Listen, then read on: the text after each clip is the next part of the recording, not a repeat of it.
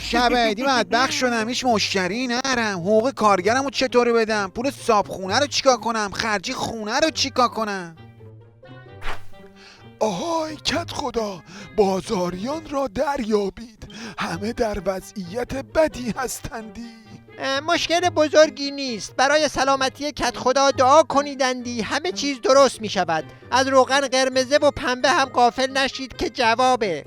با عرض پوزش از بینندگان محترم، انتقاد مؤدبانه دیگر جایز نیست و با این مرتیکه بیخاصیت باید مانند خودش حرف زد. آخر مرتیکه الدنگ، گند زدی به کل فینیتو و بازارش. مردم نون شب ندارن، میگی تو رو دعا کنن؟ میزنم کجت میکنم.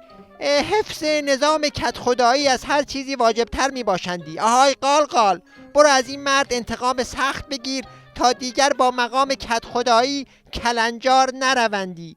مردم را چه به سوال پرسیدن از ما آخر.